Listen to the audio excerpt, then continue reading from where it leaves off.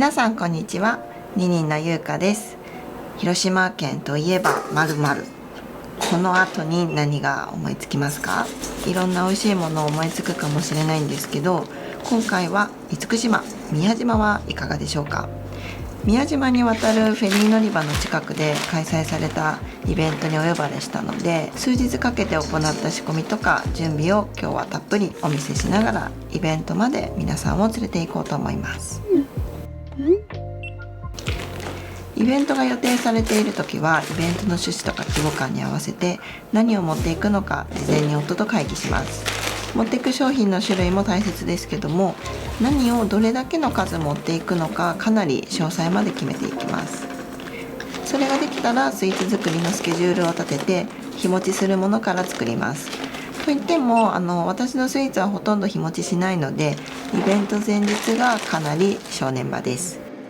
前日はもちろん店舗の営業をしながら、店舗用のスイーツの仕込みもしながらになるので、とにかく時間がない。できるだけ前日の準備がスムーズになるように、その日に行う準備の準備みたいな準備祭りになっております。この日は私のスイーツの中で一番日持ちするグラノーラを焼いていきますよ。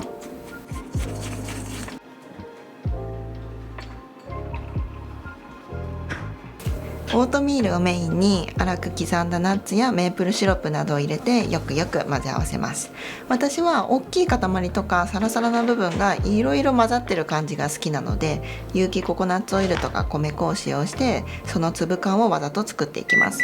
なんかディズニーランドで食べるポップコーンとか、よくキャラメルがかかっているところとあんまりかかってない、ほぼプレーンみたいなのが混じってるじゃないですか。でポップコーンってなんか手元をあんまり見ずに口に運ぶもんだから、噛んでわかる当たりきたみたいな、なんか味が濃いところと薄いところが雑に混ざってる感じが、手が止まらない美味しさにつながってる気がするんですよね。でそれに近い気持ちを再現したくて、粒の大きさはあえてラフに作っています。今回のイベントにはプレーン、ココア、有機抹茶、発芽玄米の4種類を持っていくので、少しずつ違う材料配分に気をつけながら作り続けていきます。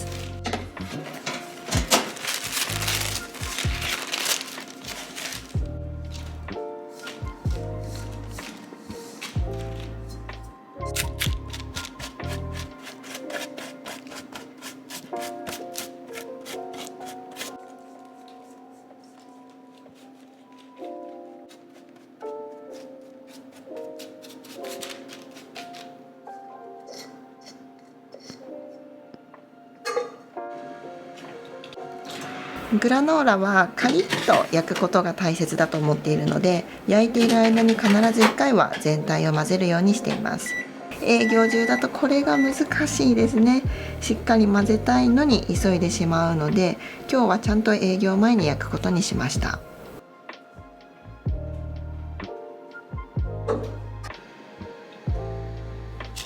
出来上がったグラノーラはこんな感じです。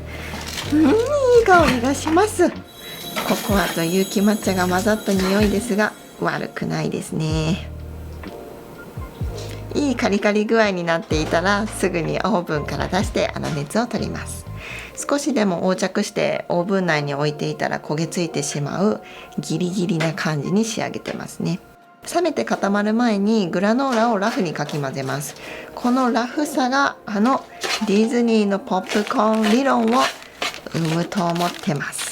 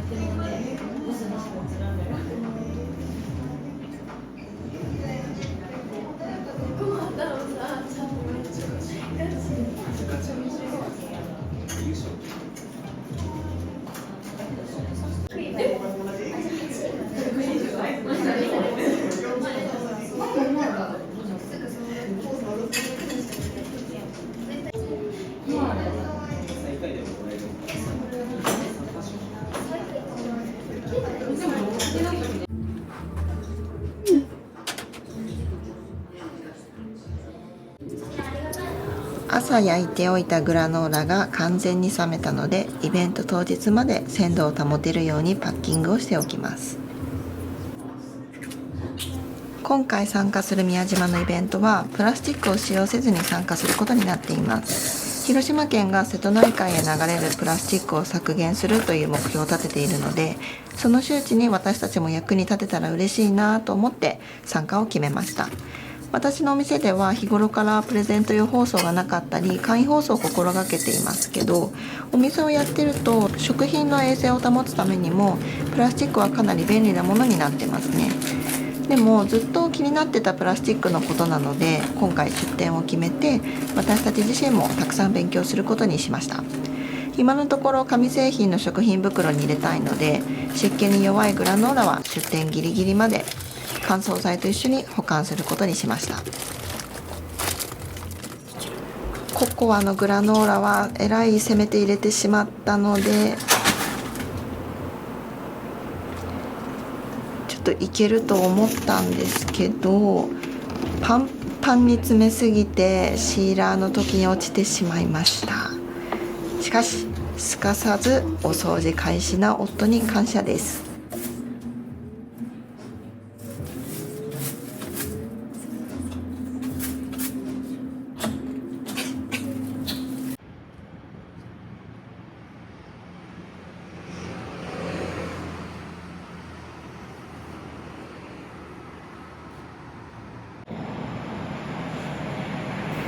まだまだやっておきたい準備が残っているので、営業終了後もお店に残って準備をします。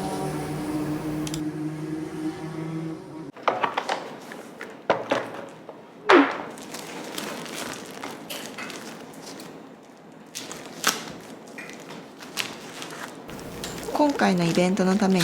フッ素加工されていないお菓子の包装袋を新たに仕入れてみました。肌触りがとっても優しくて手に馴染む感じがいいなって思いましたね。送料の関係で今回のイベントの規模感をはるかに超えた400枚ものそれを仕入れたんですけど、思ったよりももう気に入ったのでほっと一安心です。イベントではいろいろなお店が出店されているので、どこで何を買って楽しんだか後になってちゃんと思い返して分かるように、2度楽しめるように袋に2人と分かるようにスタンプしていきます。一晩乾かして帰ったんですけど、どんなに乾かしても乾かない紙質だったようで、このインクが伸びてしまったんですよね。でも仕方ないですね。こんなこともよくあるので、お客さんの手や服が汚れないようにこれ以上は押すのをやめました。ちょっと悔しいですけど仕方ない。一旦この辺にしてお家に帰りました。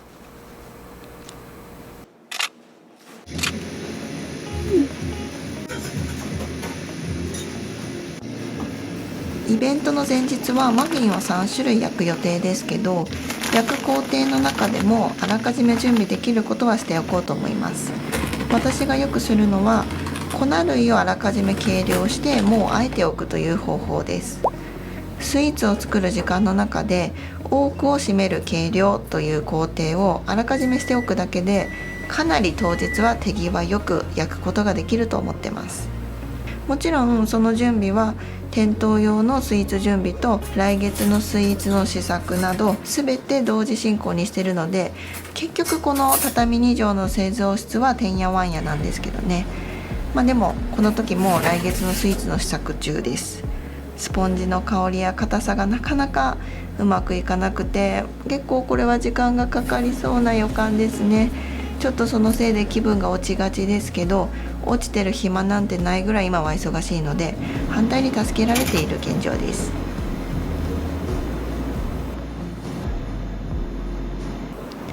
粉類を計量した後はざるでこして泡立て器でよくよく混ぜ合わせておきます。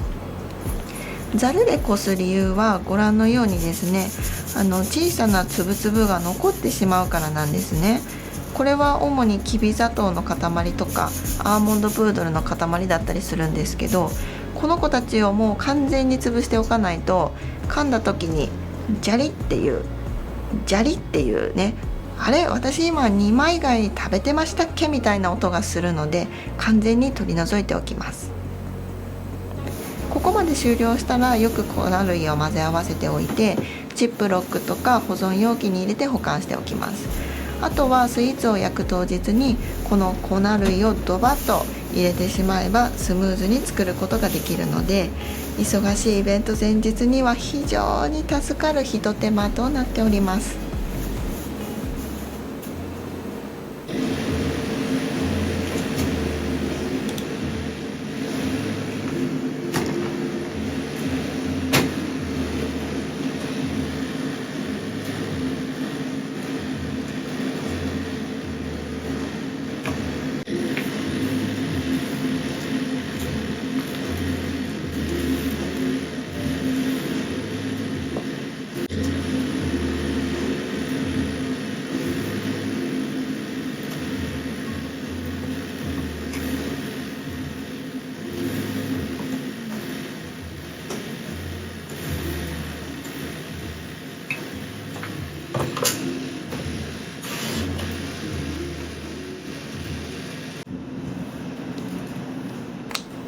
製造室に引きこもっていたら雨が降ってきましたね。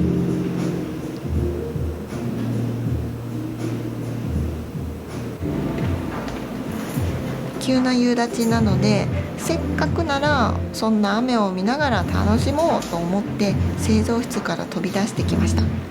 これから成分表を仕上げます。もともと私は食事に対しては安さを求めてました。スーパーに行ったらとにかく一番安いものを基準に選んで、その代わりに洋服とか居酒屋にはたっぷりお金を使ってたんですけど、そんな私でも8歳年上の夫に出会って、夫の健康を考えたことがきっかけで食への意識は変わりました。その気持ちはもちろんお店でも変わりません。私が食べたいと思えるような食材を選ぶようにしているので、私のスイーツの原材料はぜひお客さんにも見てもらって納得した上で選んで食べてほしいなって思ってます。これはもちろんイベントでも同じ気持ちです。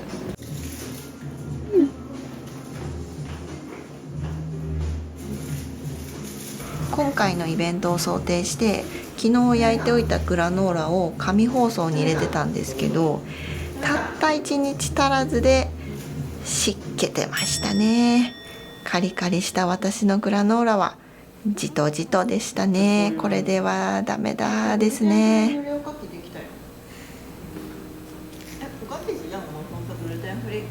新しい商品を仕入れたらやっぱり検証は大切です。しかしこれでは脱プラスチックできても私が伝えたいものは伝えきれないので、違う方法をあと2日で考える必要がありそうです。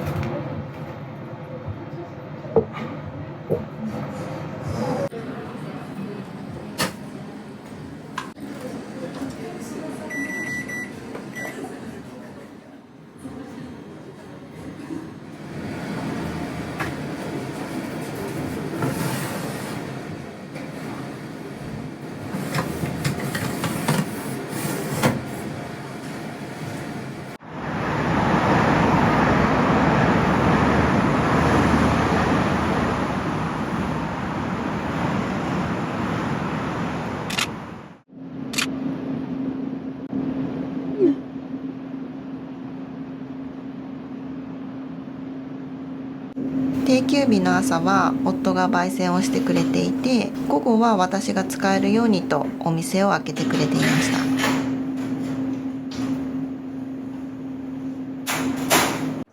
定休日、そう私たちのお休みの日ですけども、イベントに限らず焙煎やら掃除やら事務作業などでなんだかんだいつもお店にいるので、この日もお店に来てイベントの準備をしていこうと思います。マフィン3種類だけではなくって、当日はキャロットケーキも持っていきます。午前中に人参をたくさん仕入れておいたので、今からとりあえず焼く経費3本分の人参だけカットして、焼いている最中に残りの人参も全部カットしていきます。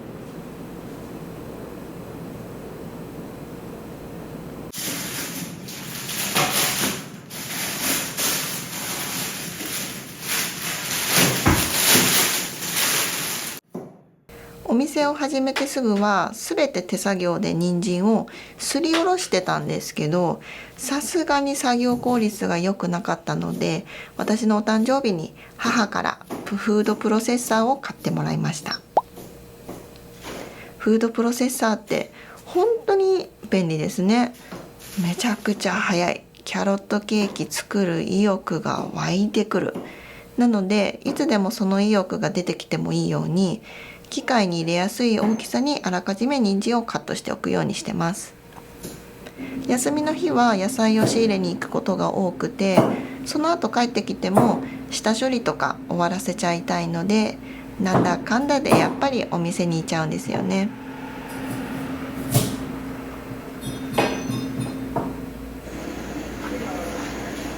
たくさんの人参をカットしてたら、あっという間にキャロットケーキが焼けてきました。次の日にキャロットケーキのホール予約があったので、ホール分も一緒に焼けて嬉しいです。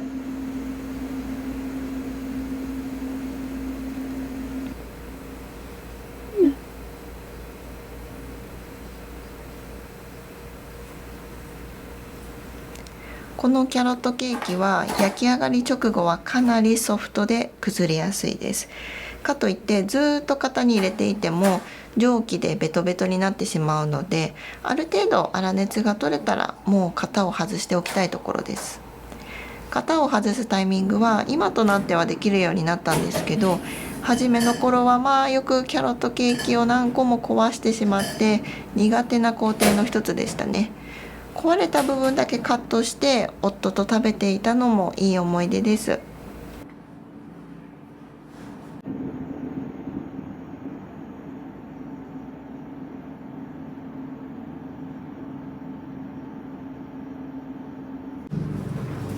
お店を自分たちで切り盛りしていると、お店に来てしまうって、なんだかんだ来てしまうってお伝えしましたけど、こうやって夫が焼いてくれたお豆を自分たちが作った空間で飲むことができるっていうのは、なんかすごいこの瞬間に大きな幸せを感じます。暑い日の中、せっせと一人で焙煎してくれている夫には感謝の気持ちでいっぱいです。このコーヒー一杯をいただくときはできるだけ丁寧に入れたくなりますね。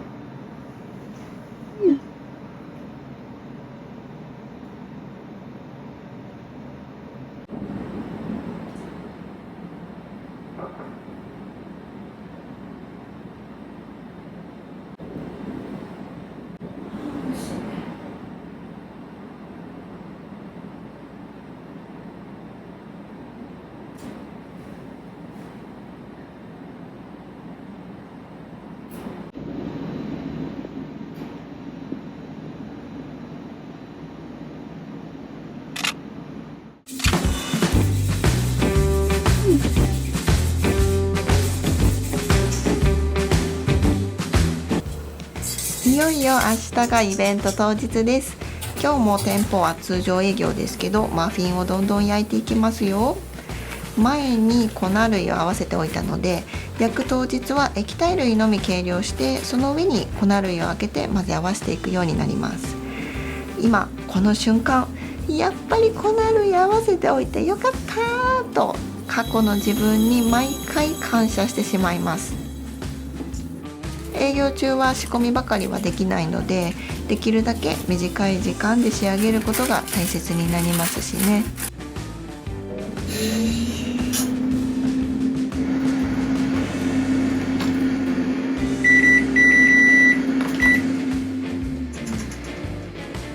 夫はコーヒーの準備をすべて担当してくれています。明日は晴れるかどうかとても心配な感じですけど、きっとまだまだ暑いことには変わりないはずなので、たっぷりアイスなコーヒーを仕込んでいきます。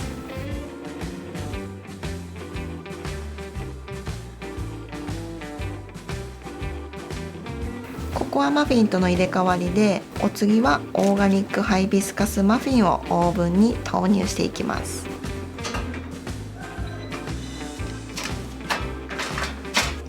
包装がうまくいかなかったグラノーラは瓶に詰めて当日量り売りすることに変更しました。これでお客様の手元に渡る時もカリッカリな状態をキープできるので、私としても嬉しいです。瓶の包装もできるだけエコな感じで、グラノーラの成分表コピーの裏紙を使用しようと思います。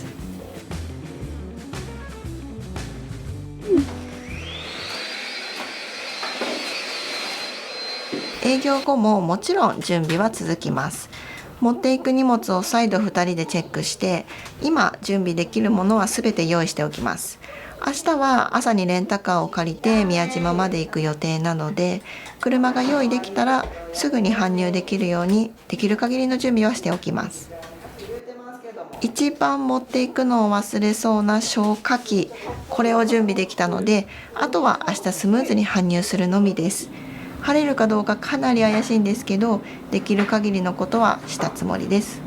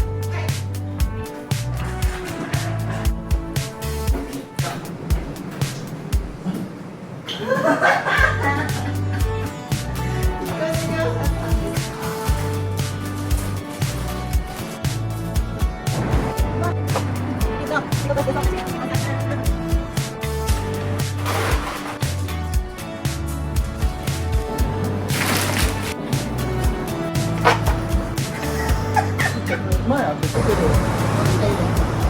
そしたら言ってんの。